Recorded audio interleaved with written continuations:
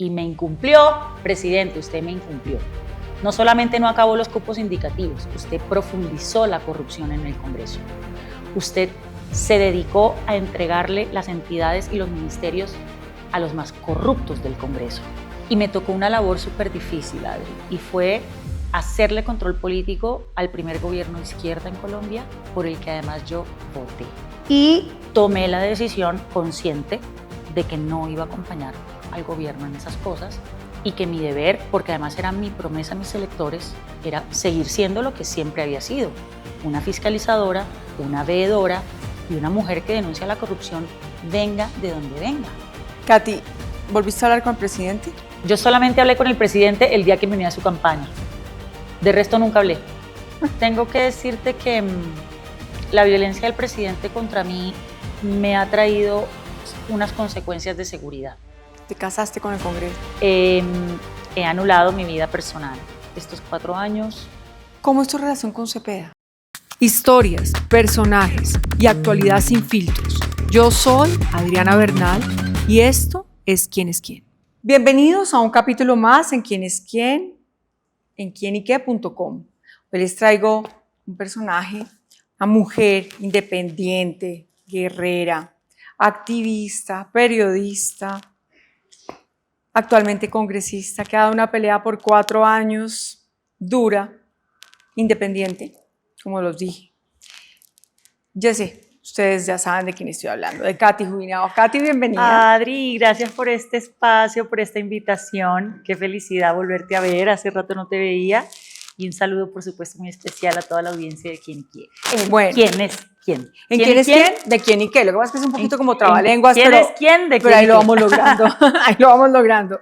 Bueno, Katy, hoy te hemos invitado a este programa para ver esa mujer, ese ser humano que hay detrás de esa mujer que vemos guerreando, de esa política, de esa congresista.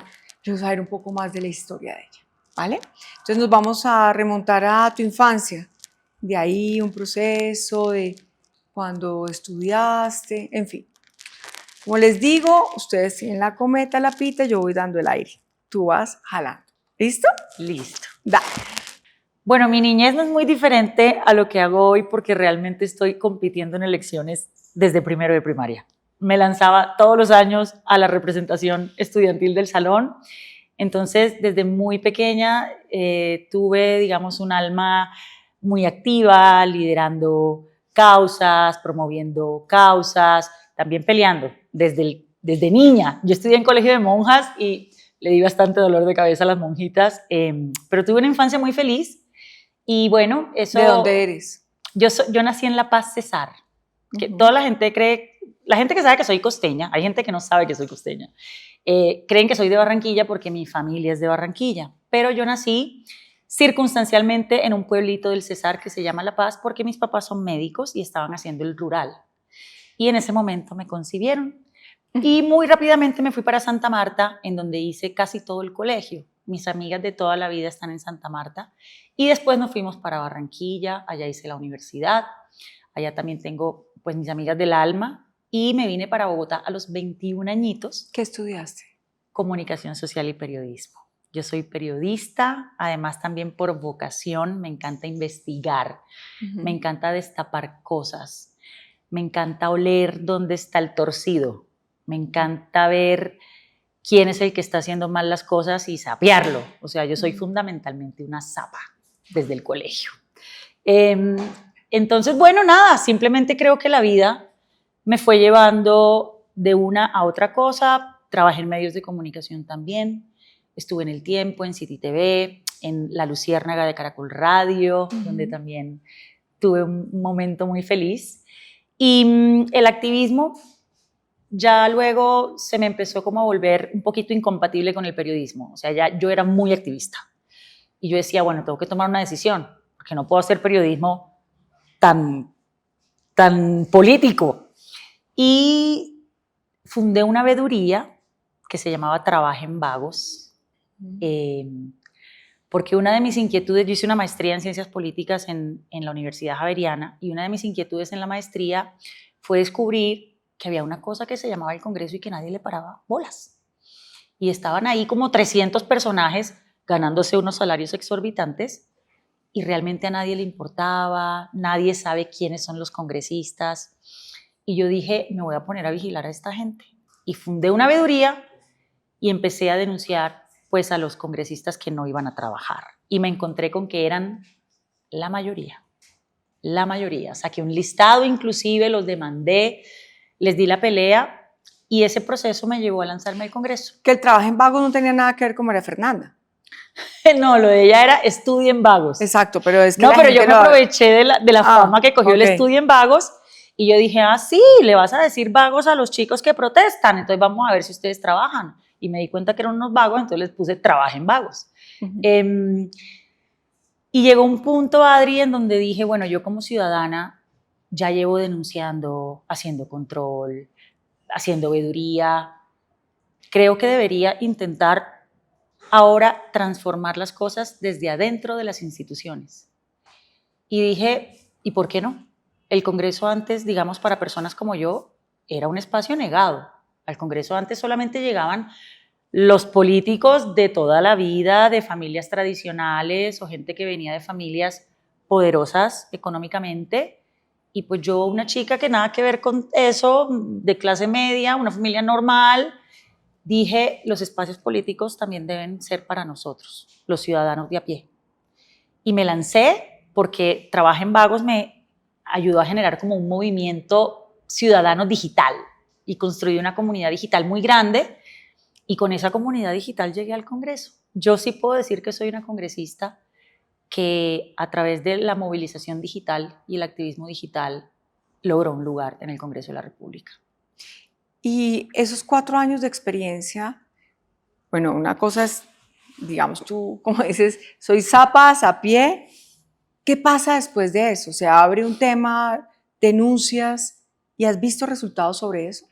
Pues mira, nosotros desde el Congreso hemos hecho más de 100 denuncias de control político y me tocó una labor súper difícil, Adri, y fue hacerle control político al primer gobierno de izquierda en Colombia, por el que además yo voté. Todo el mundo sabe que yo voté por Petro, todo el mundo me lo reclama. En la calle, cuando estoy repartiendo mi periódico, la gente me dice, te voy a volver a dar la oportunidad, pero cuidadito, vuelves a votar por el petrismo. Y yo sí, ya aprendí. Y ha sido una labor supremamente dura e ingrata, porque lastimosamente en este país mucha gente cree que el voto es una especie de cheque en blanco y que si tú votas por alguien te tienes que dedicar a aplaudirle todo como una foca. Y la gente, algunas personas, leen que si tú haces lo contrario, es decir, como voto por ti te exijo más, como voto por ti te vigilo más, hay gente que lee eso como una traición. Hay gente que lee eso como una deslealtad. Y mi lucha con la ciudadanía es cambiar esa forma de pensar. Yo a la gente le digo, al revés, tú votas para vigilar, porque eso te da autoridad moral, política y social. De manera que cuando llegamos al Congreso, pues yo tenía muchas expectativas sobre este gobierno, sobre todo que en verdad iban a dar la lucha contra la corrupción. Y muy rápidamente me di cuenta que eso no iba a ser así, porque cuando Gustavo Petro empezó su gobierno, empezó a relacionarse con el Congreso de la manera tradicional, que además él denunció durante 30 años cuando él fue congresista. Y fue esa dinámica de componendas, ¿no? Entonces, voy a presentar esta reforma, tú tienes que votar y yo te doy esto. Y entonces empezaron a repartir entidades, contratación, puestos, entre otras cosas. Y yo dije, ¿qué es esto? Una práctica que ha sido de todos los gobiernos, ¿no? Claro, pero el problema es que Gustavo Petro prometió un cambio en eso. Esto uno no se lo va a reclamar a Duque, porque Duque no prometió cambiar eso. Esto no se lo voy a reclamar a Santos, Santos no prometió cambiar eso. Petro sí. Pero además él mismo, y esto es una confesión que quizás no he dicho en ningún medio de comunicación, el día que yo decidí apoyar a Gustavo Petro a la presidencia, que, ojo, ya yo tenía 3 meses de electa, No me elegí con votos de Petro, olvídense de ese cuento. El día que yo me elegí, el 13 de marzo de 2022, estaba con Fajardo. Y 3 meses después, ya para la primera vuelta, decidí apoyar a Petro, pues porque yo quería un cambio positivo para mi país. Y fíjate que la conversación que yo tuve con Gustavo Petro el día que decidí apoyarlo fue: yo lo apoyo, pero usted se tiene que comprometer en unas cosas conmigo. Lo primero es acabar con los cupos indicativos. Es decir, acabar con la dinámica de darle a los congresistas unas platas y unos contratos para que ellos voten a favor los proyectos del gobierno. Y el presidente se comprometió conmigo en eso. Y me incumplió. Presidente, usted me incumplió. No solamente no acabó los cupos indicativos, usted profundizó la corrupción en el Congreso. Usted se dedicó a entregarle las entidades y los ministerios a los más corruptos del Congreso. Y ahí está el escándalo de la unidad de gestión de riesgo, por ejemplo. Ahora está reventando otro de Findeter. Y si uno escarba, en todas las entidades están los congresistas con la misma politiquería de siempre. Entonces yo digo, ¿cuál cambio? Y tomé la decisión consciente de que no iba a acompañar al gobierno en esas cosas y que mi deber, porque además era mi promesa a mis electores, era seguir siendo lo que siempre había sido, una fiscalizadora, una veedora y una mujer que denuncia la corrupción, venga de donde venga. Y eso obviamente me ha traído la molestia, los insultos, los ataques de todo el sector del petrismo, pero creo, y es por lo que sigo trabajando, que hay una ciudadanía independiente en toda Colombia que me acompaña, porque sabe que yo no trancé mis principios, que yo no vendí mis convicciones y que yo fui capaz de demostrar ante todo independencia. Lo que consideré bueno lo apoyé y lo que consideré perjudicial para el país no lo apoyé. Hice muchísimas propuestas a las reformas del gobierno que por supuesto no me aceptaron. Hice mis propias leyes. Con todo el orgullo del mundo puedo decir que en mi primer congreso saqué adelante 7 leyes, lo cual es duro. Real, pero es real. Es real, pero es súper difícil. O sea, lo que quiero decir es que hay mucho trabajo detrás de esas 7 leyes. Nosotros trabajamos de domingo a domingo. Llevamos 4 años trabajando de domingo a domingo. ¿Nunca has faltado al Congreso? ¿Cómo? Nunca has faltado al Congreso. Nunca. Tengo 99.6% de asistencia a las sesiones y ese 0.4 que no asistí, me enfermé. Pero no falté nunca a sesiones y creo que eso también se vio reflejado en los rankings de opinión, en donde tengo también el orgullo de decir que fui elegida como la mejor congresista en 2023, en 2024, en 2025 recibí unos galardones de mujer influyente. Y no lo digo para regodearme con soberbia o con ego. Sino con el orgullo de que tengo el mejor equipo. Yo tengo un equipo maravilloso de gente joven, de gente comprometida, unos pelados que son unos nerdos, todos son unos nerdos, y ese trabajo me ha permitido destacar. Entonces, a mucha honra digo, hemos cumplido. Yo puedo mirar a la cara a mis electores, además porque hace 2 días salió la evaluación positiva de la Corte Constitucional de una de mis promesas de campaña, que era la ley de rendición de cuentas obligatoria para los congresistas. Eso es, yo estoy feliz, porque eso de que los congresistas nadie los conoce y que llevan 20 años ahí y nunca han cogido un micrófono y nunca han sacado una ley, eso se va a acabar. Eso se va a acabar, porque con nuestra ley de rendición de cuentas, de verdad los congresistas vamos a tener que estar informando todo el tiempo nuestro trabajo, además en espacios presenciales con nuestros electores, nuestras comunidades, es decir, eso va a cambiar la manera en la que los ciudadanos van a ver a los congresistas y en la que los congresistas van a tener que trabajar en pro de la gente y con resultados. Bueno, Katy, de todas esas leyes ya me mencionaste una. ¿Las otras 6 cuáles son? Redujimos las vacaciones de los congresistas, otra de mis promesas de campaña. La de rebaja del salario se la tengo que conceder al presidente, porque es cierto que los congresistas no pudimos. Se presentó 16 veces el proyecto en los últimos años y siempre había una otra cosa y los congresistas se inventaban impedimentos y una cantidad de locuras ahí. Y rápidamente entendí que iba a estar muy difícil cumplir esa promesa porque los congresistas no se iban a bajar el salario. El presidente lo acaba de hacer a través de un decreto y yo se lo reconozco y se lo agradezco porque era absolutamente necesario que se hiciera. El salario de los congresistas es una inmoralidad frente al promedio de salarios del país. No estoy diciendo que los congresistas tengan que ganar mal, pero para este periodo que viene, si Petro no hubiese con ese decreto eliminado una de las primas que compone nuestro salario, el salario de los congresistas iba a pasar los 60 millones mensuales, Adri.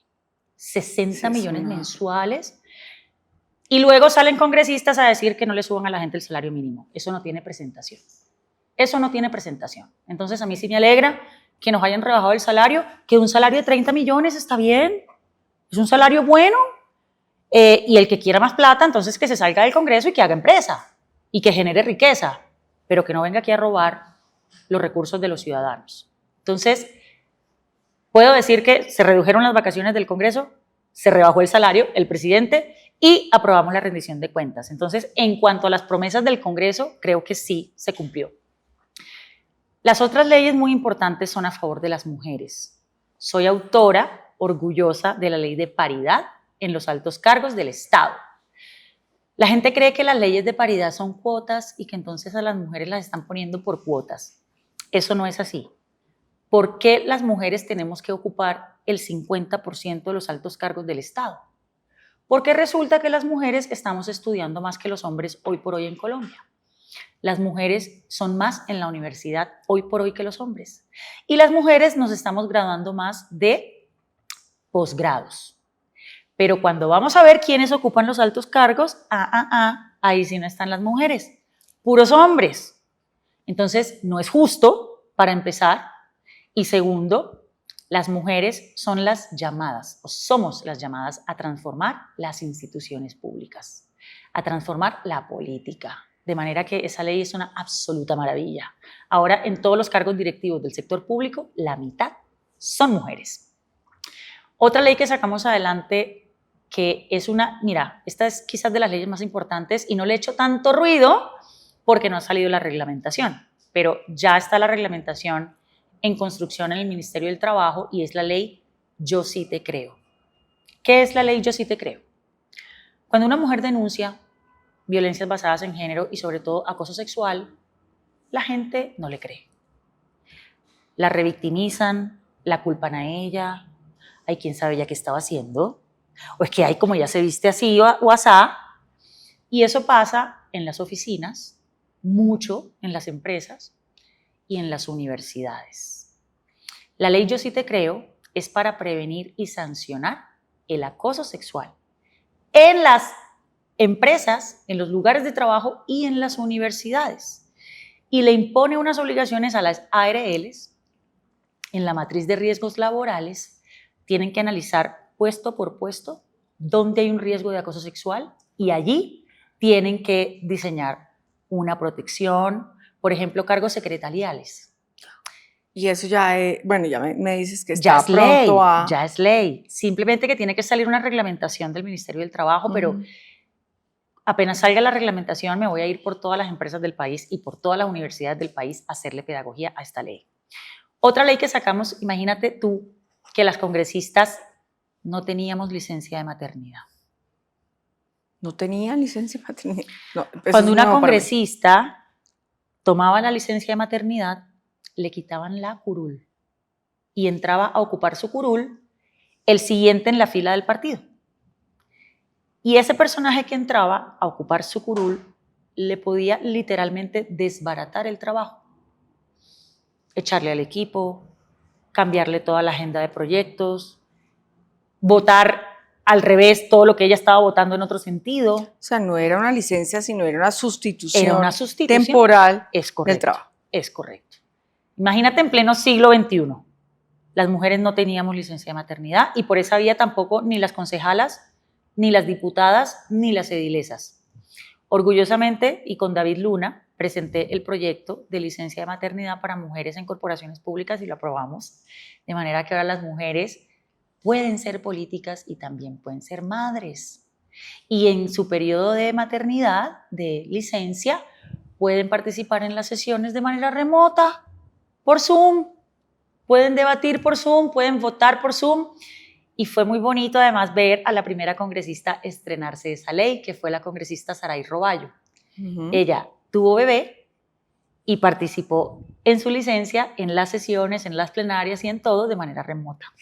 Saray Roballo, la esposa de Emilio Tapias. Sí. La otra ley que sacamos que es importantísima es la ley que previene y sanciona la violencia contra las mujeres en política. Una ley marco a nivel internacional de ONU Mujeres que nosotros adaptamos para Colombia. Esta ley también le doy el mérito a la senadora María José Pizarro, y yo soy coautora y fui la coordinadora ponente en la Cámara de Representantes. La sacamos adelante, sin embargo debo decir que es una ley que tiene muchos retos en su implementación porque la violencia no ha bajado. La violencia contra nosotras no ha bajado, las corporaciones no están implementando los protocolos que manda la ley, como lo manda la ley, de manera que en mi próximo congreso me voy a dedicar a hacerle control político a esa ley. La ley de rendición de cuentas, bueno, ya se las conté. ¿Cuál ley me falta? No, creo que ya estamos. Ya me mencionaste 7. Sí, bueno. Tengo otras maravillosas en curso, te las voy a decir rápido. La reforma al ICETEX, esa va para tercer debate, ahorita que regresemos a sesiones. Es una ley maravillosa que humaniza el ICETEX para que no sea un verdugo de los jóvenes, para que no los reviente intereses, para que no los acose cobrándoles la cuota. Entonces esa es una ley importantísima que le pido a los jóvenes que nos apoyen y que se vayan al Congreso, al Senado el día que tengamos el tercer debate, yo les voy a avisar. Pero a los jóvenes les quedaron mal en este periodo con el tema del ICETEX. Claro, es que por eso la presenté. ¿Por qué terminé yo metida en el tema de ICETEX? El presidente prometió condonar las deudas del ICETEX, ¿no? Y hacer una reforma a la entidad justamente para humanizarla. No se presentó, alcanzaron a redactar un borrador, es que no era pero viable. Nunca lo presentaron. No, sí era viable, ¿sí? Solo que por voluntad política no lo presentaron. Y a finales de 2024, como yo tengo mucho relacionamiento con jóvenes, trabajo mucho con jóvenes, los jóvenes me empezaron a escribir como representante, nos suspendieron el subsidio a la tasa de interés y se me acaba de duplicar la cuota o se me triplicó la cuota. Representante, no nos están girando el subsidio de sostenimiento. Ojo, el ICETEX no solamente le presta a los jóvenes para la matrícula, les presta para que se sostengan. Arriendo, comida, transporte, fotocopias. Muchas veces los jóvenes desertan de la universidad porque no tienen cómo sostenerse. Entonces el ICETEX también los ayuda con eso. Y empecé a investigar y me encuentro yo con mira, se me ponen los pelos de punta porque todavía me da mucha rabia y me indigna mucho. Que el gobierno no estaba girando los dineros desde el Ministerio de Hacienda al Ministerio de Educación y por ende el Ministerio de Educación al ICETEX para los subsidios de las cuotas de los jóvenes. Y empecé a mandarle una cantidad de derechos de petición al gobierno como, ¿por qué no están girando la plata del subsidio de los jóvenes del ICETEX? ¿Qué les pasa? Y la respuesta fue, es que lo vamos a acabar. Y no solo vamos a acabar el subsidio de las tasas de interés, le vamos a quitar el 80% del presupuesto al ICETEX en general. Esto implica que de 60.000 créditos que el ICETEX coloca, estos son 60.000 jóvenes que cada año entran a la universidad a primer semestre gracias a un crédito del ICETEX, se desplomó a 10.000 créditos por esa desfinanciación. ¿Dónde están los 50.000 jóvenes que en 2025 no pudieron entrar a la universidad porque no tuvieron un préstamo? ¿Y dónde están los otros 50.000 jóvenes que en 2026 tampoco van a poder entrar? Es una cuestión moral. Es el futuro de los jóvenes de Colombia. Es la posibilidad de que ellos estudien y construyan un proyecto de vida. Y al día de hoy no puedo entender, y lo digo con rabia porque ¿cómo es que el primer gobierno de izquierda que se dice de los jóvenes puede traicionar a los jóvenes de esta manera? ¿Fue Entonces, gobierno porque era de izquierda o porque hubo mal manejo? Porque ahorita vienen las elecciones y hay posibilidad que continúe el progresismo. ¿Fue el gobierno, fue la dirección del presidente, fue el equipo, fueron los ministros? ¿Qué pasó? fue una decisión del presidente. Porque el país está cansado de tanta promesa. Fue una decisión del presidente. Ellos tienen una justificación que por supuesto es absolutamente falaz y es un dilema falso, pero además ridículo. Y es que el ICETEX supuestamente le roba la plata a las universidades públicas y entonces ellos trabajan es por fortalecer la universidad pública. No puede haber una falacia más impresentable que esa. Primero, el sistema educativo y el sistema universitario en Colombia es mixto por orden de la Constitución política. Así está establecido en la Constitución. Tenemos universidades públicas, tenemos universidades privadas, pero además, para cumplir con las metas de cobertura en educación superior, las universidades privadas son indispensables porque tienen más o menos la mitad de los cupos. Tenemos más o menos 2.5 millones de cupos. Ojo que son 5 millones de jóvenes los que tienen que entrar a la universidad y el sistema público y privado solo ofrece la mitad. Es decir, tenemos un déficit de 2.5 millones que no existen y por ende son 2.5 millones de jóvenes que ni estudian ni trabajan, los famosos ninis. Entonces tenemos un déficit. Lo que sí cubre entre la universidad pública y privada, digamos, por supuesto que entonces hay que fortalecer más la universidad pública, por supuesto que sí, y hay que tratar de mandarle cada vez más recursos a la universidad pública, por supuesto que sí, pero crear cupos es difícil, es decir, eso no se hace en un gobierno. En los últimos 30 años se han creado 600.000 cupos en la universidad pública y Petro prometió en 4 años crear 500.000 cupos.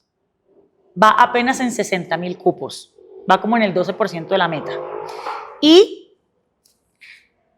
si tú asfixias al ICETEX, lo que haces es que le quitas la posibilidad a los otros 1.1 millones de jóvenes que van a la universidad privada porque no hay cupos en la universidad pública. Eso es lo que hay que entender.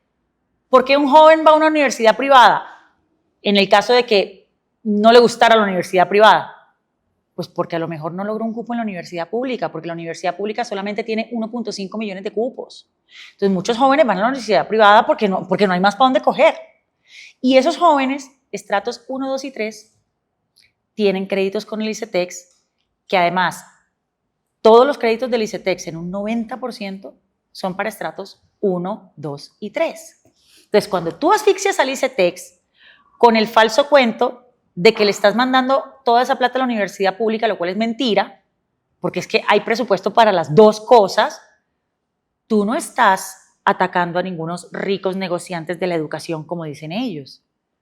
Tú estás golpeando a jóvenes que en un 90% son de estratos 1, 2 y 3.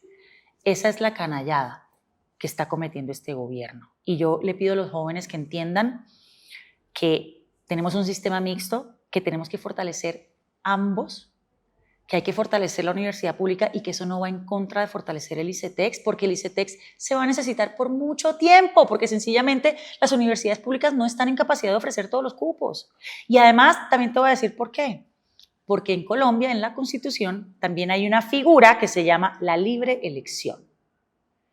La libre elección en Colombia es un derecho fundamental. Y los jóvenes que quieran ir a la universidad privada deben poder ir. Hay muchos jóvenes que van a la universidad privada porque es la que les gusta, porque es la que sueñan ir, o porque la universidad pública en su territorio no ofrece la carrera que ellos quieren estudiar y les toca ir a la universidad privada donde sí está esa carrera. Entonces, hay muchas razones por las que los jóvenes pueden querer ir a una universidad privada y eso no es un pecado, por amor a Dios.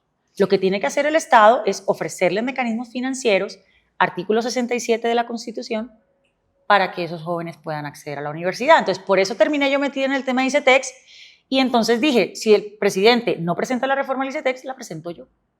Y me junté con otros congresistas de varios partidos y la presentamos y bueno, ya pasaron los primeros 2 debates, nos faltan los otros 2. Katy, ¿Volviste a hablar con el presidente? No. ¿No te llamó? Mira, qué buena pregunta. Yo solamente hablé con el presidente el día que me unía a su campaña. De resto nunca hablé. O sea, en este gobierno yo no he hablado con el presidente nunca, y no porque yo no haya querido. Yo muchas veces solicité espacios para llevarle mis propuestas, por ejemplo, en la reforma a la salud.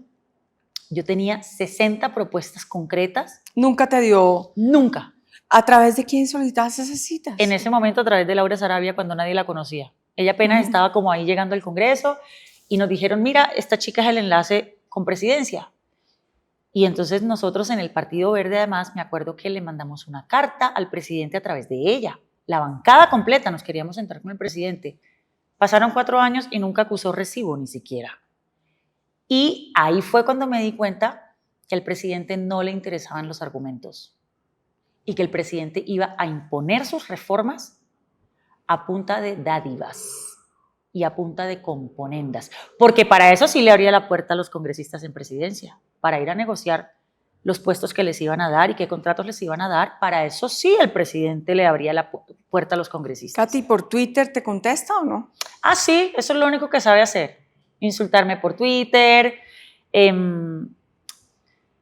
Bueno, tengo que decirte que la violencia del presidente contra mí me ha traído unas consecuencias de seguridad.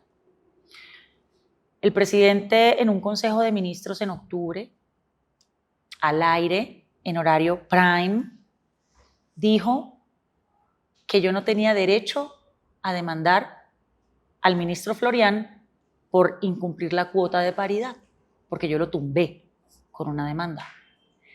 Y ese día el ministro Florian no pudo ir al Consejo de Ministros. Entonces el presidente estaba molesto porque él estaba suspendido de su cargo y lo dijo en palabras textuales. ¿La Jubinao qué se cree? ¿Acaso ella se cree que tiene un poder divino? Alguien haga algo contra esto. Así, alguien haga algo.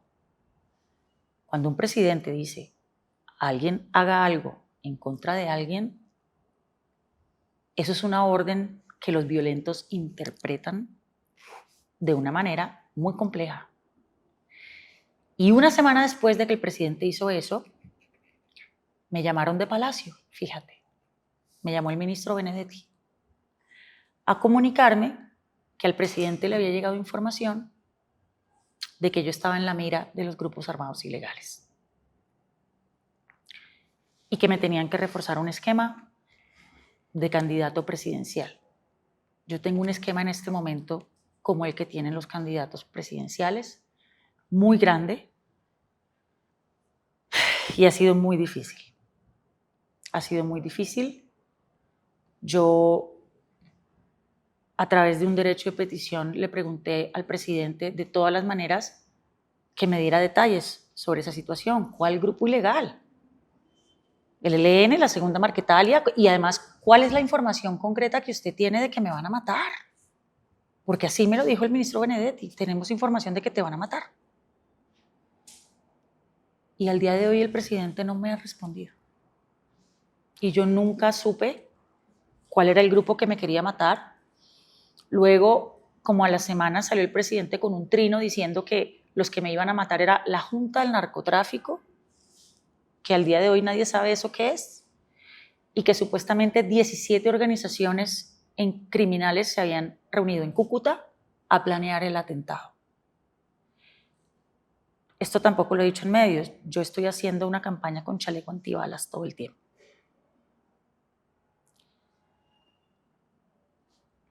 Entonces, esas son las consecuencias de la violencia contra las mujeres en política. Katy, pero ese es un tema de una denuncia muy grave también. O sea, que te haya puesto en la mira, que esa gran equivocación de esas respuestas y tan crudas y tan fuertes. Pero además, mira, 3 meses antes nos habían matado a Miguel Uribe. Es que aquí mataron a un congresista y este país está como si nada. Yo no sé si como sociedad estamos entendiendo los niveles de violencia a los que estamos retrocediendo. Eran momentos que ya habíamos superado. Eran crímenes, magnicidios que hace 30 años no veíamos. Y al presidente, al parecer, no le bastó con que mataran a Miguel Uribe. Él sigue promoviendo violencia política contra quienes lo cuestionan de manera sistemática, reiterada. Y yo, ojalá, esto no tenga otra vez consecuencias trágicas con alguno de nuestros compañeros, ni por supuesto para mí, ni para nadie. Porque quienes hacemos política merecemos poder hacerla en un país seguro. No tenemos por qué estar con el miedo de que si yo denuncio a Petro, entonces me van a amenazar la segunda Marquetalia. O en los casos pasados, cuando se denunciaba a Uribe, también pasaba esto, y Uribe también era violento con sus contradictores, y muchas veces eso también tuvo consecuencias trágicas. Entonces, el mensaje es para todos los presidentes y para todos los gobernantes. Ustedes tienen el poder de poner a las personas en la mira de los violentos. Por favor, no lo hagan. Por favor, den ejemplo. Ayuden a que este país aprenda a pensar distinto sin matarse. Lideren este país para que los colombianos entendamos que en medio de las diferencias, y pueden ser diferencias fuertes, y el debate puede ser vehemente, nunca podemos pasar de la palabra a nada más. La política se hace con la palabra, y yo puedo ser fuerte en la palabra, pero tú no puedes usar la palabra para que eso luego pase a otro nivel, que es el de la violencia física. Por eso también existe la violencia verbal. Es una de las dimensiones de la violencia política, y la violencia digital es una de las dimensiones de la violencia política, y el presidente la ejerce todo el tiempo. Entonces, ojalá los colombianos de todas las orillas, de todos los partidos, entendamos que debemos exigirle a nuestros líderes hacer política con respeto, con estatura y sin violentar al contrario. Así es. Y esperamos que sea así, por parte y parte, ¿no? Por todos lados. No me quería victimizar, o sea, no lo he Pero es que dicho yo creo que tenemos que diferenciar de victimizarse a hablar, claro, a denunciar, obviamente. Pero lastimosamente en este país, tú cuentas esto y te aseguro que un montón de gente va a comentar en esta entrevista: ay, no, pues, pobrecita, ay, no, la víctima, ay, llamando la atención.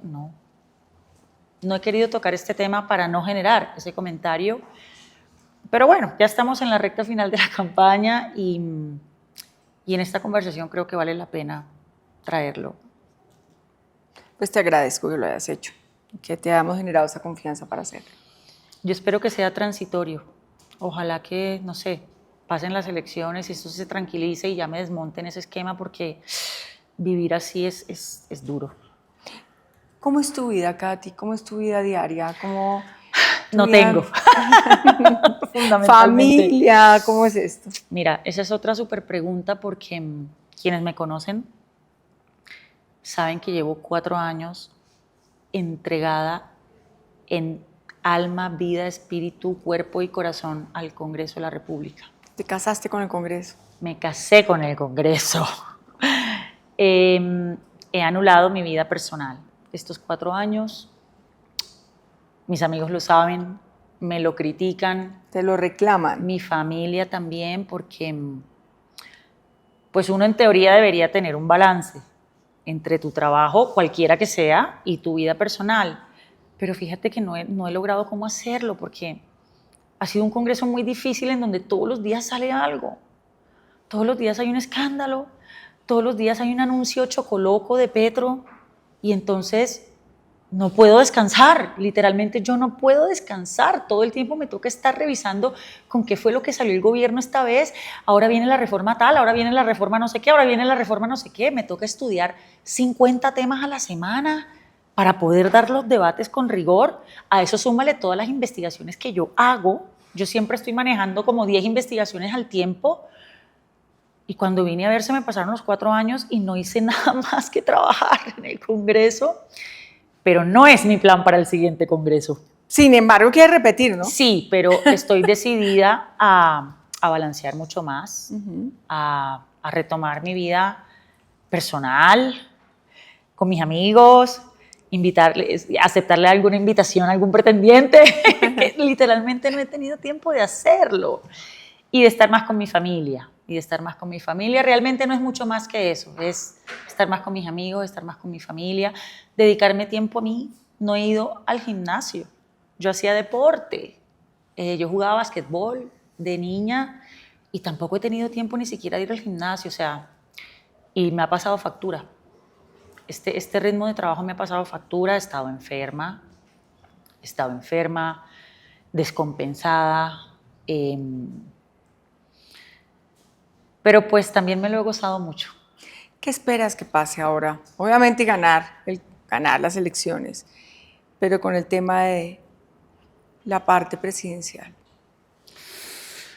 Pues mira, yo creo que estamos en un momento muy peligroso, porque el país está radicalizado entre dos extremos, que son Uribe-Petro, Petro-Uribe, Uribe-Petro, Petro-Uribe, y es como si la política en este país girara alrededor de estos dos señores. Yo estoy cansada, Adriana. Estoy cansada de que la gente vea la política como un ring de boxeo entre el petrismo y el uribismo, cuando yo sé que la mayoría de ciudadanos no estamos ahí. No estamos ahí. El país político pareciera eso, pero la ciudadanía de a pie, Adriana, que no está pendiente de las peleas políticas, no está ahí. La gente está viendo cómo consigue un trabajo, cómo se mejora la seguridad, cómo usa el sistema de transporte. Pero ese combo, o sea, esa masa de país, al estar tan cansado, ¿no puede haber un escepticismo y de pronto una baja en el tema de votación? No, yo creo que la votación va a aumentar. Pero fíjate que ayer salió una encuesta en donde dos candidatas mujeres salen liderando dos consultas, que son Claudia López y Paloma Valencia. Que Paloma, siendo uribismo, es una mujer 1000 veces más moderada que Abelardo. Que además Paloma tiene una experiencia en el Congreso muy importante. Yo aprendí en el Congreso a valorar a los congresistas buenos de todos los partidos. Eso es algo muy lindo que me enseñó el Congreso. Y si yo tuviera que destacar a alguien en la bancada del Centro Democrático, sin duda sería Paloma Valencia. Es una mujer supremamente estudiosa y rigurosa en lo que hace. Puedo no estar de acuerdo en muchas cosas con ella y en su forma de ver muchas cosas, pero le valoro lo trabajadora y lo seria que es. Y por el otro lado, Claudia López, que es una mujer progresista, que es una mujer alternativa, que ya gobernó Bogotá, por supuesto, a una mujer a la que yo sí soy afín, que además era del Partido Verde, solo que ella renunció. Y fíjate lo que pasó.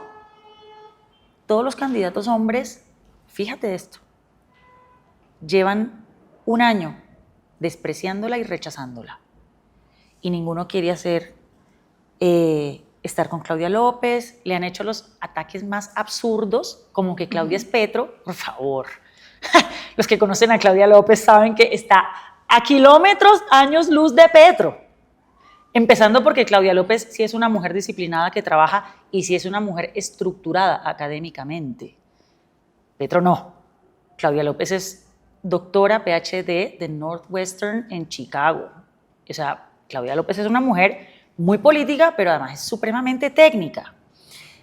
Y entonces se dio la pelea solita, a pesar de que todos estos machotes políticos le hicieron el feo, se metió en una consulta y ayer salió tercera en las encuestas, después de Cepeda y después de Abelardo. Es increíble, pero además es la muestra de cómo nos toca a las mujeres en política, contra la corriente, contra los machotes. Nadie cree en nosotras y nos toca solas contra el mundo, y demostrar que no solamente podemos llegar, sino que cuando llegamos lo hacemos mejor.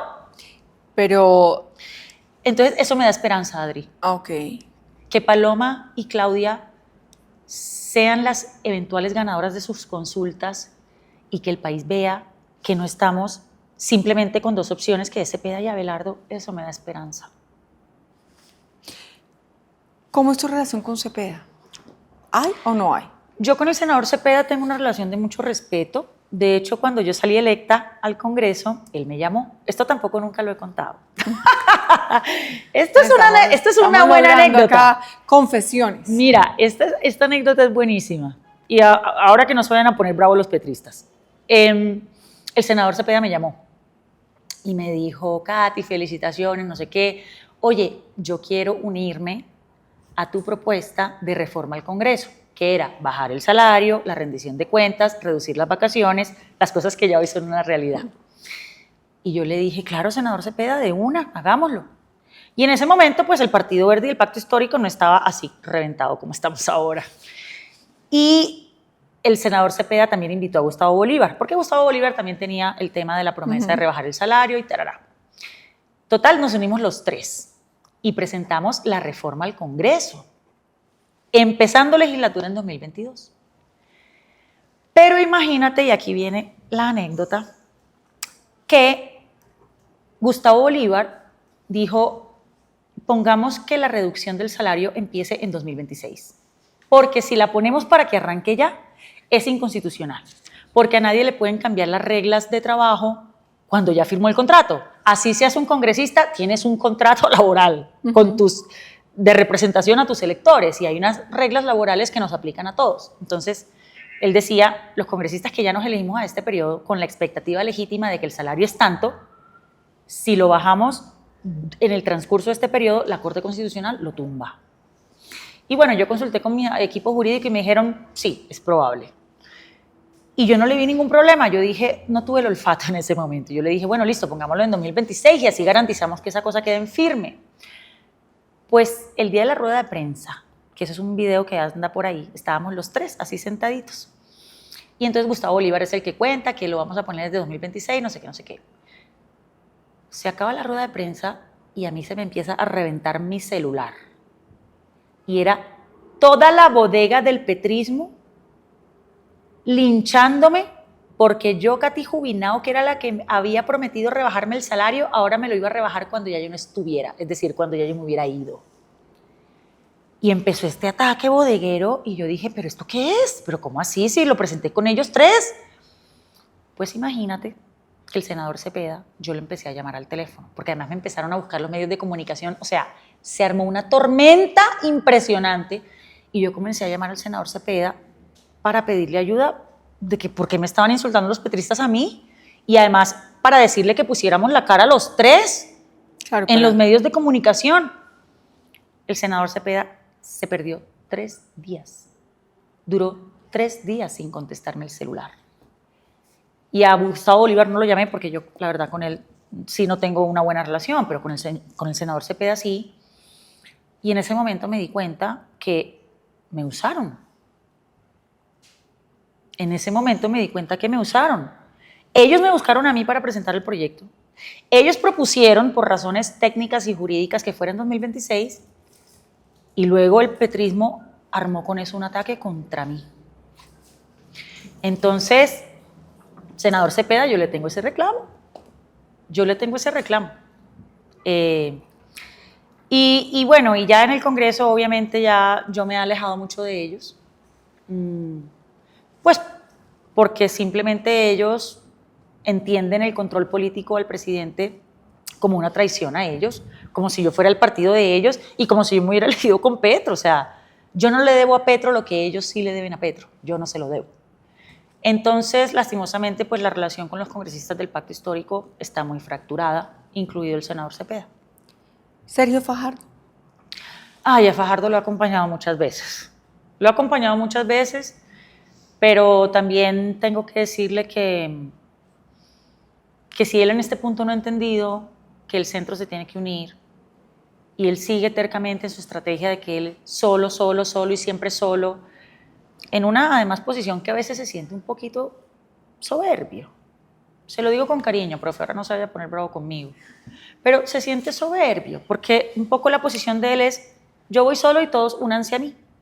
Porque yo soy el único, porque yo soy el más puro, porque yo soy el más decente, porque ustedes son todos horribles y yo no me bajo al lodo, cuando la política es un lodazal per se.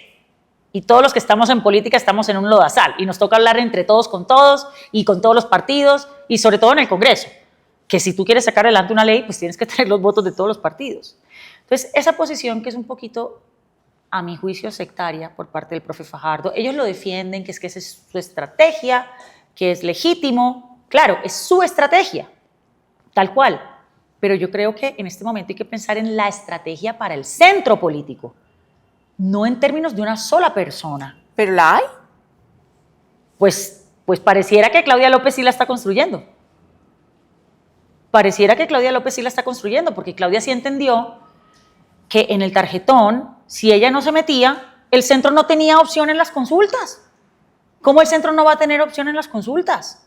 Entonces Claudia lo entendió, se metió, y creo que esa repuntada de Claudia en las encuestas es eso, es el centro manifestándose.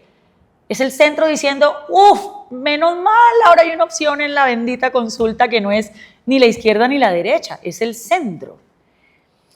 Y no sea que ahora le toque al profe Fajardo terminar unido a Claudia.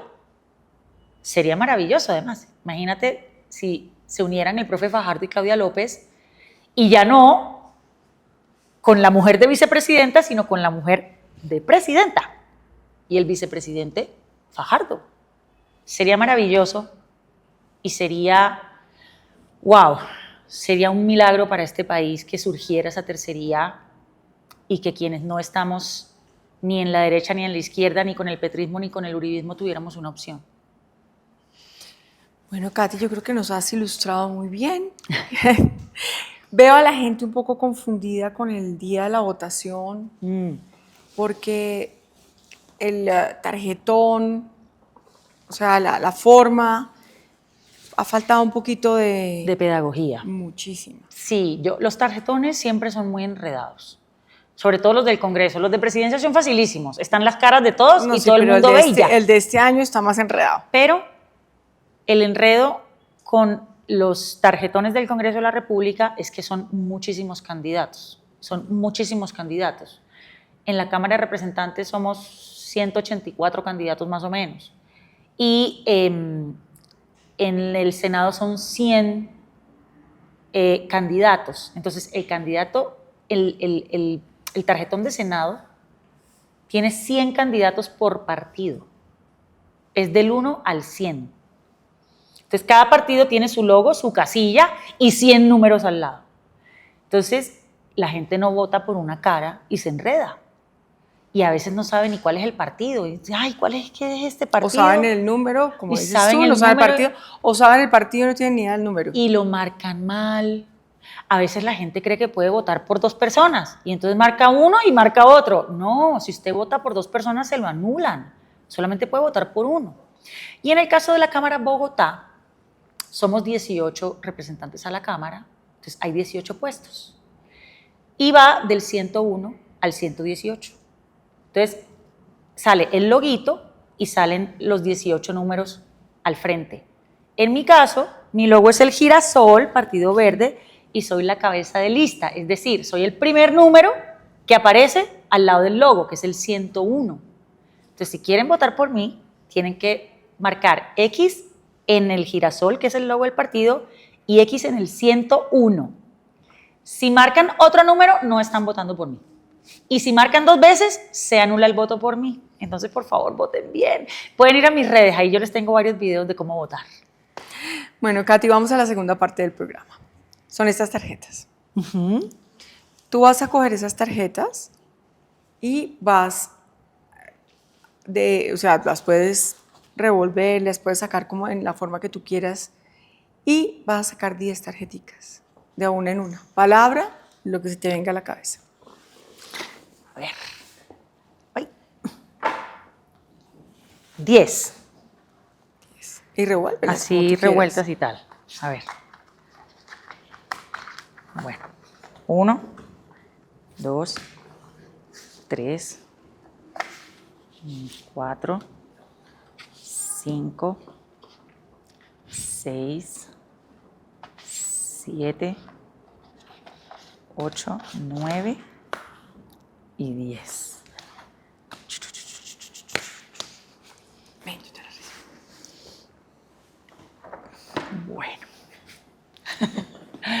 A ver qué sale de aquí. Ok.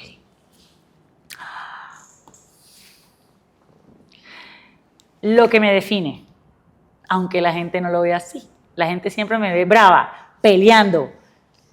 La gente que me conoce sabe que esta es la palabra que me define. Yo soy una mujer súper alegre, cambambera, rumbera, bailadora. Entonces, esta palabra me define. Ven, si quieres yo te voy ayudando con esto.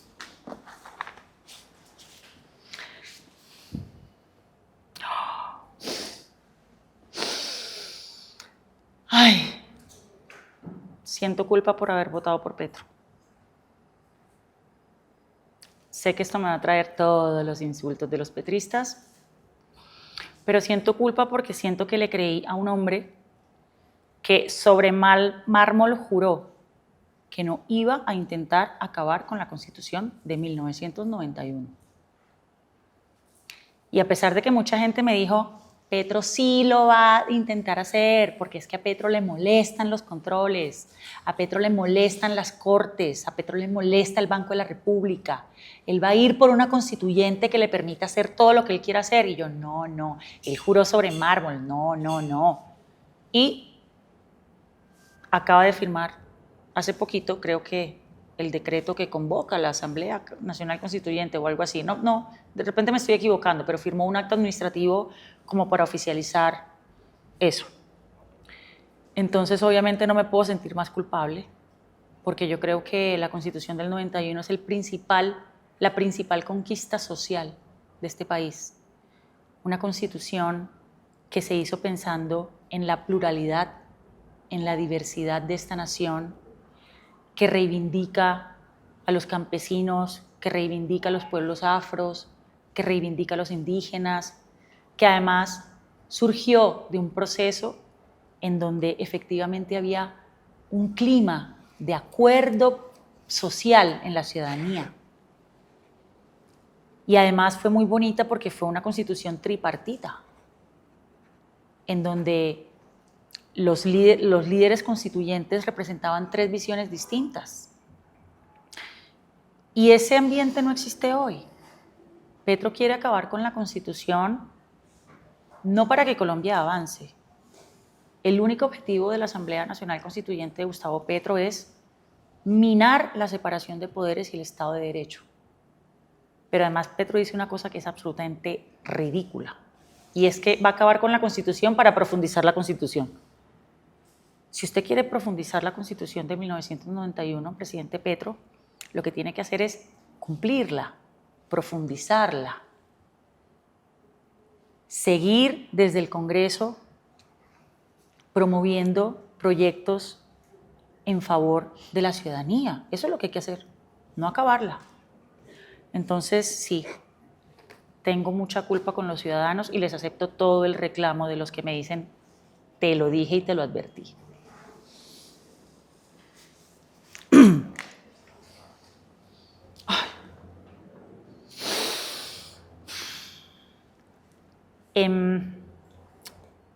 Pues un poco ya te lo decía, y era la violencia política que enfrentamos las mujeres. Yo creo que las mujeres intentamos ser fuertes y siempre intentamos en política además mostrarnos duras. Pero las heridas de la violencia política son profundas. Las secuelas psicológicas son reales. Creo que todas las mujeres que estamos en política podríamos decir que tenemos la salud mental comprometida, la ansiedad, muchas veces depresión. Yo también te confieso que en el Congreso por primera vez he sentido depresión. Yo soy una mujer súper alegre, Yo voy para adelante siempre, a mí nada me tumba. Pero por primera vez he sentido depresión. De la impotencia que siento, de a veces no saber para dónde va el país, de a veces no saber hasta dónde es capaz de llegar Petro con sus locuras, de sentir que además su populismo, por supuesto que ha hipnotizado a una parte muy importante de este país, que tiene unos reclamos que son absolutamente legítimos y que la clase política tradicional tiene que hacer el mea culpa de por qué nunca atendió esos reclamos. porque eso es lo que le dio la entrada a Petro. Pero Petro se aprovecha de los anhelos y de los deseos de esas personas para radicalizarlos, para fanatizarlos y para promover división y odio. Eso está mal, porque eso abre más heridas en un país que ya tiene demasiadas. Nosotros tenemos 200 años de violencia, Adriana. Y Petro, en su discurso de posesión, que fue muy bonito, prometió que nos iba a reconciliar. Y no ha hecho más que declarar guerras a muerte. Entonces, quien cambia a Colombia no va a ser quien divida, va a ser quien reconcilie y quien una y quien sane las heridas.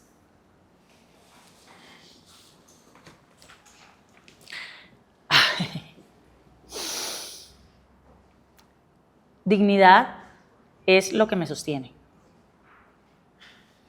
Es mi columna y mi horizonte. Y defino la dignidad como no venderle sus principios a nadie. Así te toque ir contra la corriente, así te toque soportar los ataques más inclementes, la dignidad no se vende. Y creo que lo que le demostré a mis electores es que yo tengo dignidad y que no estoy dispuesta a transarla. Para mí hubiera sido mucho más fácil aplaudirle a Petro todo. Allá estarían todos los petristas amándome, no tendría ataques de las bodegas, seguramente tendría puestos y contratos por todos lados. Pero eso hubiera sido renunciar a mi dignidad y a mis principios. Y eso es algo que yo no estoy dispuesta a hacer. Cuésteme lo que me cueste.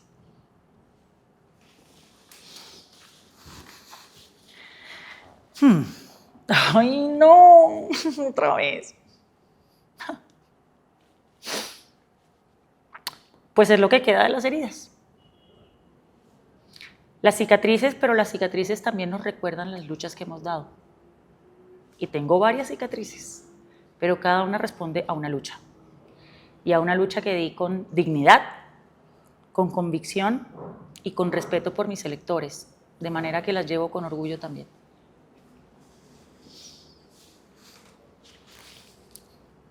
Oh. Esta es la Colombia que la clase política tradicional no atendió. Y esta es la Colombia que el centro político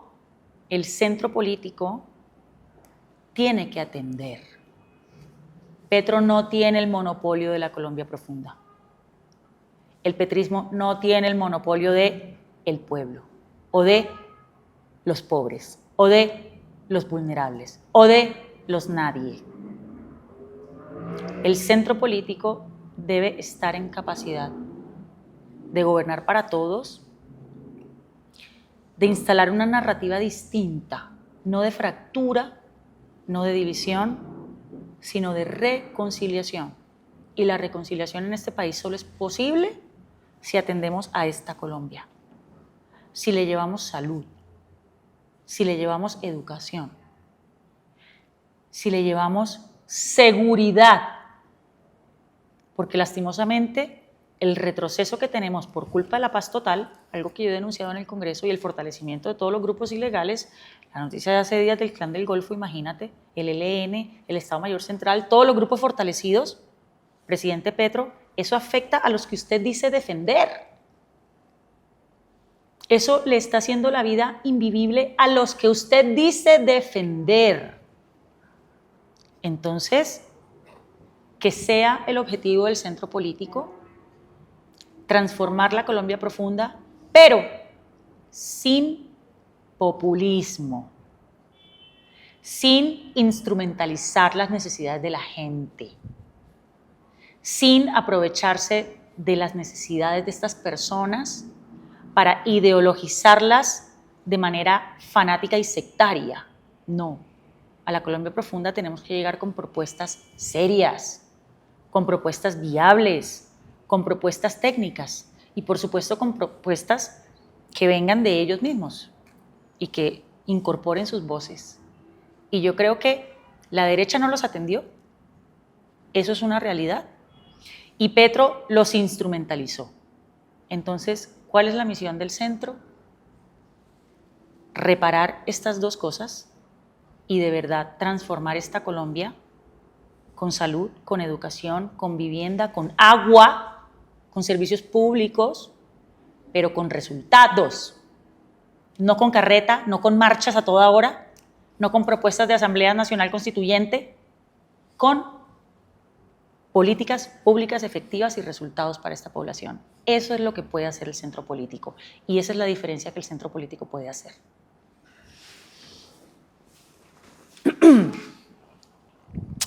Ay. Fíjate que venía en una conversación con un amigo que me preguntaba, ¿quién eres? Me decía, una cosa es preguntar quién eres y otra qué haces. ¿Un amigo o un pretendiente? Un amigo. Un amigo lo conoce a uno, un pretendiente le pregunta a uno quién eres o no. Y entonces yo le respondí, política. Entonces él me decía, no, pero ¿quién eres? Y yo, política. Entonces cuando me dijo, no, es que una cosa es quién eres y otra cosa es qué haces, yo le dije, no, es que en mi caso, quién soy y qué hago está unido. Y además es indivisible, porque yo soy política desde niña. Yo promuevo causas desde niña. Yo hablo contra las cosas que están mal y peleo desde niña. Entonces, si yo reflexiono sobre mi identidad, y además lo digo con orgullo, porque hay gente que me dice, tú no puedes reducir tu vida a la política, y yo, sí puedo. Sí puedo, porque yo soy política en todos los espacios de mi vida. Hasta en las conversaciones con mis amigos soy política. Todo lo veo desde una perspectiva política, porque la política está en todo. La política permea cada cosa y cada aspecto de nuestra vida, solo que nosotros no nos damos cuenta. Todo lo que hacemos todos los días, alguien tomó una decisión política que por eso funciona como funciona. Entonces, mi identidad es definitivamente la de una mujer política. Y así voy a seguir siendo hasta que me muera. Ay, Dios. Me están saliendo, pero mejor dicho, las que son. Silencios. La gente no sabe lo que uno calla en esto también. Yo parece que estuviera hablando todo el tiempo, pero no crean. También callo muchas cosas, me guardo muchas cosas y a veces porque literalmente por mi vida tengo que hacerlo, no porque quiera.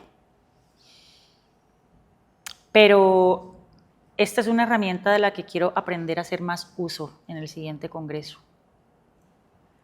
Creo que también hay que aprender a hacer silencio en algunos momentos.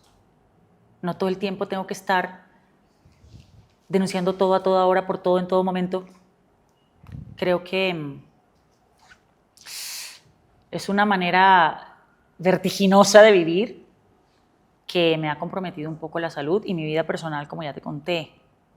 Entonces creo que estoy un poco más dispuesta a jugar con los silencios en algunos momentos en el siguiente congreso. Y además que la gente descanse un poquito de mí. Hay gente que me dice, ay, te veo en todo, a toda hora, estás hasta en la sopa. Y sí, yo sé que he estado hasta en la sopa, pero bueno, quiero equilibrar un poco más en el siguiente congreso y esta va a ser una herramienta. ¡Wow! Bueno, está. ¿Verdad incómoda? Petro no hizo el cambio. No lo hizo, amigos. Ah, que hizo algunas cosas buenas. Pues sí, todos los presidentes han hecho algunas cosas buenas. Si ustedes revisan, yo que soy antiuribista también, hasta Uribe hizo cosas buenas, que uno siendo antiuribista le puede reconocer. Santos hizo cosas buenas. Duque... Bueno, Duque hizo una cosa que en este momento ya en perspectiva creo que hizo bien y fue el manejo de la pandemia. Duque no lo hizo mal. En ese momento no teníamos cómo saberlo, pero ya años después y viendo las evaluaciones del manejo de la pandemia de muchos países y de cómo los sistemas de salud respondieron a las pandemias, uno puede decir que Duque y sobre todo su ministro de Salud, el exministro Ruiz, hicieron un buen trabajo. No me quiero imaginar lo que hubiera sido una pandemia con el gobierno Petro. Dios mío, bendito. Dios, en medio de todo, Dios cuida a este país. O sea, hubiera sido, hemos dicho, se acaba este país, donde nos coge una pandemia con el ministro Jaramillo o la Corcho y con el sistema de salud como lo tiene. Entonces, eso se lo reconozco a Duque. Y Petro también ha hecho algunas cosas buenas. Ha reivindicado algunas poblaciones, le ha dado dignidad a los trabajadores, esas cosas están bien. Pero eso no quiere decir que Petro haya hecho el cambio, mis queridos. Porque es que el cambio en Colombia era cambiar la manera de hacer política, era luchar contra la corrupción. Ese es el cambio que necesitamos aquí. Más allá de que el gobierno sea de derecha, de izquierda, que tenga estas propuestas o estas otras, el mal de Colombia es la corrupción. Por eso no podemos transformar la Colombia profunda, porque toda esa plata se la roban. Por eso la gente no tiene los colegios en donde los tiene que tener en la Colombia profunda. Por eso el sistema de salud tampoco funciona en esas regiones, porque se lo roban todo y se lo han robado siempre. Entonces, ¿cómo me van a decir a mí que Petro hizo un cambio cuando en el gobierno Petro estamos viendo la misma corrupción, quizás peor? Y lo digo con conocimiento de causa, porque yo también le saqué todos los trapitos de corrupción a gobiernos anteriores. Y lo que yo estoy viendo, puede ser también porque ahora estoy adentro del Congreso y veo más cosas, pero la corrupción que yo he visto en este gobierno es inimaginable. A ustedes no les cabe en la cabeza la corrupción que está pasando en este momento, como están desviando las platas de las instituciones públicas para hacer campaña, cómo con los congresistas se robaron una y otra vez las entidades tal como hicieron gobiernos pasados. Y no solamente no cambió el país en eso, que es su principal problema, sino que además permitió que este país volviera a un ciclo de violencia que ya veníamos dejando atrás un poquito. No solamente la violencia política, el conflicto, la guerra. Entonces, si la corrupción está igual o peor, y si ahora estamos otra vez en una guerra igual o peor con todos estos grupos fortalecidos, ¿dónde está el cambio? Yo no entiendo dónde está el cambio. Para mí el cambio son esas dos cosas. Llevar a Colombia hacia una verdadera paz y acabar con la corrupción. Si a eso le sumas que deja una sociedad dividida, fracturada, enfrentada, entonces, ¿cuál cambio? Cambio el que acabe la corrupción en este país y el que dé la lucha frontal.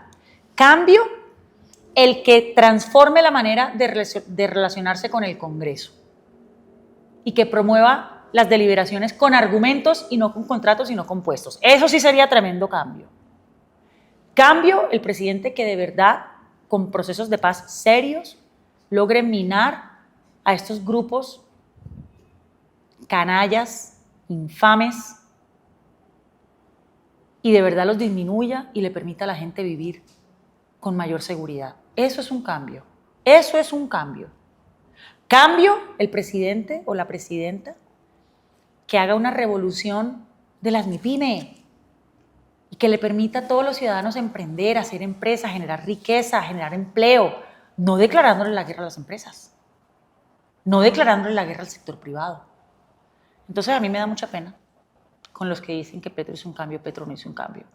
Y será la verdad incómoda, pero la sostendré siempre. La última. Vínculos. ¿No? Bueno, hay varios tipos de vínculos, ¿no?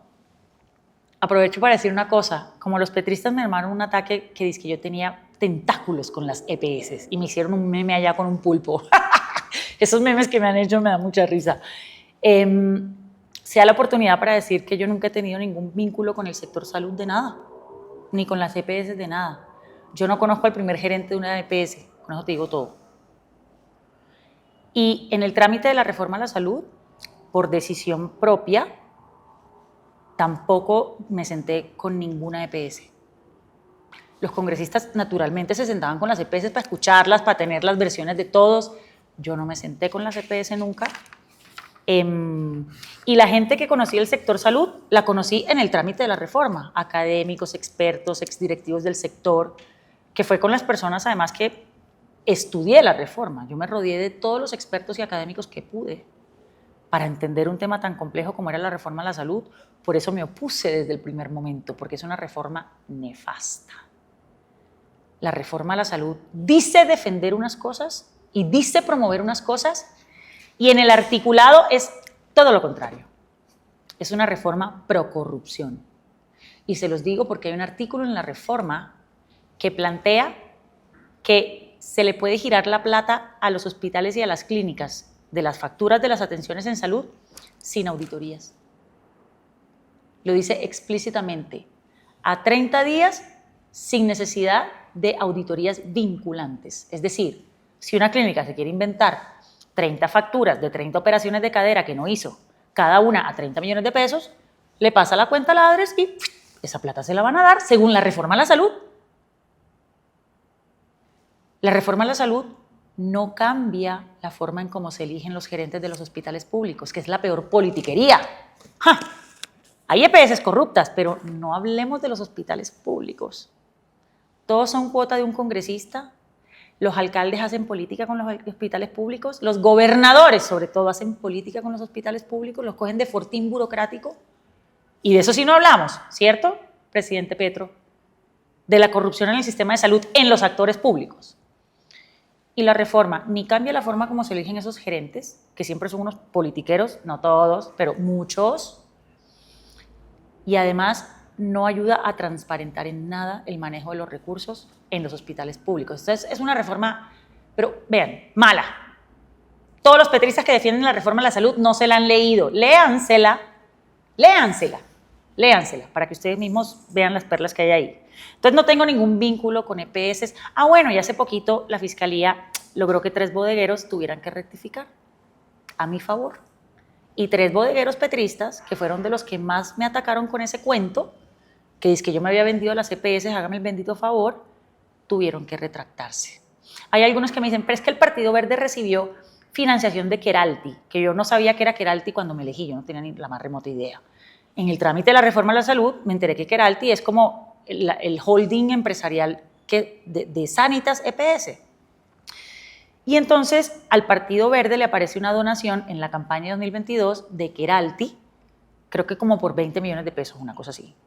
Entonces sea la oportunidad para explicar que primero el partido me certificó que de esos 20 millones de pesos no entró un peso a mi campaña, nada. Eso no era una donación para mí, eso yo no sé para quién fue o si fue para el partido en general, pero para mí no, y eso me lo certificó el partido. Y 2, yo sé que ustedes no entienden cómo funcionan las campañas políticas, pero una campaña política es carísima. Mi primera campaña me costó 475 millones de pesos y fue la campaña más barata de Bogotá, la mía. O sea, una campaña de 470 millones es nada.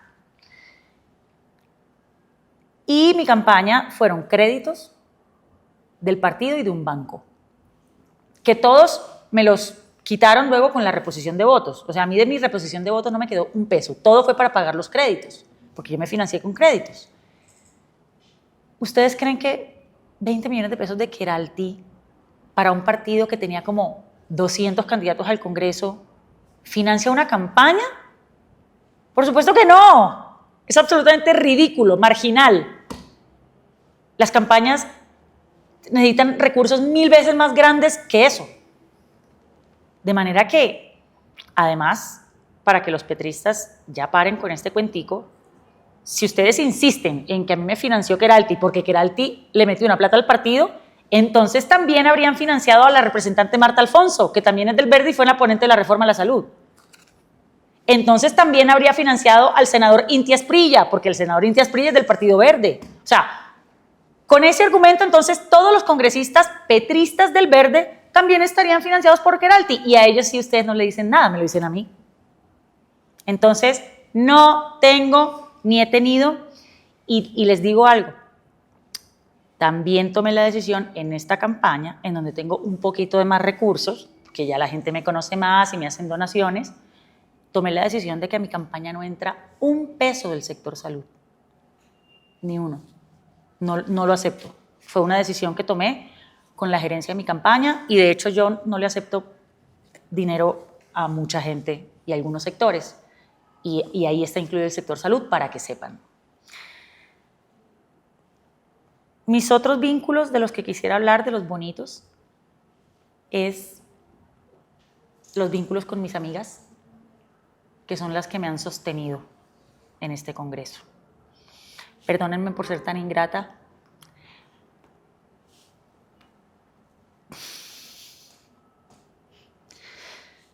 Por no haberles sacado más tiempo a mis amigas.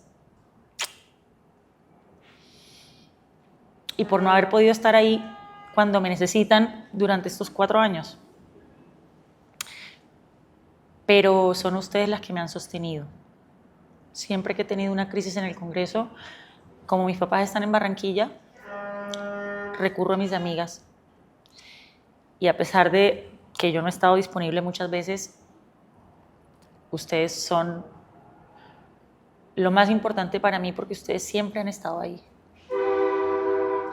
Entonces son los vínculos que más quiero cuidar en mi segundo congreso. Dedicarle más tiempo a mis amigas, disfrutar la vida con mis amigas. Tengo además un combo de amigas maravillosas, algunas de toda la vida, otras más recientes. Todas son pilísimas, son destacadísimas. O sea, mis amigas son famosas, son lideresas increíbles y me inspiran mucho. Entonces, aparte del vínculo con mi familia, que es para mí el más importante, el vínculo que más quiero fortalecer en este segundo congreso es el vínculo con mis amigas. Katy, muchas gracias. ¿Termina? Gracias por esta entrevista, gracias por esta conversación.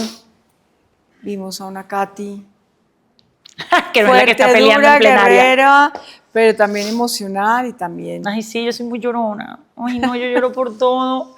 Ustedes no saben cuántas veces yo salía de plenaria y me subía a la oficina a chillar y el equipo era como, ay, ya llegó Katy otra vez llorando. Bueno, y también resaltar a mi equipo. Uf. Aparte de mis amigas, mi equipo ha sido todo para mí. Es mi segunda familia, básicamente. Me la paso con ellos todo el día, a toda hora. He aprendido a conocer las familias de ellos. Sé que soy muy dura. Excúsenme, perdónenme las veces que he sido muy dura. Soy una mujer muy intensa trabajando, perfeccionista, casi que obsesiva. Y eso ha sido muy duro para mi equipo. Entonces también la razón por la que quiero tener un mayor balance en el segundo congreso es para que mi equipo también respire, porque están muy reventados, pero el trabajo que han hecho, chicos, es increíble. Es increíble, los admiro infinitamente y espero que podamos seguir trabajando por este país con todo el amor, con toda la entrega y con toda la honestidad y responsabilidad con la que lo hemos hecho. Bueno, Katy, muchísimas gracias a todos nuestros seguidores en quienique.com. No se pierdan esta entrevista en Quién es Quién y estoy seguro que la van a disfrutar muchísimo. Hay varias chivas. Muchas. Bueno, muchas gracias, Katy, de verdad. Gracias. Adri, gracias a ti. Además porque ya muy rara vez un entrevistador se toma todo este espacio como te lo has tomado tú, con el ánimo de ver a la persona. Entonces es una entrevista muy especial y muy particular para mí, que me hayas permitido contar cosas que no había contado y tocar temas que tampoco nunca toco en ninguna entrevista, de verdad que lo valoro mucho y que se repita. Claro que sí. Aquí, puertas abiertas y vamos a hablar muchas veces. Ahora que vas a estar en el Congreso, como vas a sacar más tiempo, sí, nos va a sacar más tiempo a los medios. Que así sea, Adri. Muchas así gracias. Será. Bueno, muchísimas gracias. Felicidades a ti y a todos los que siguen Quién y Qué. Gracias.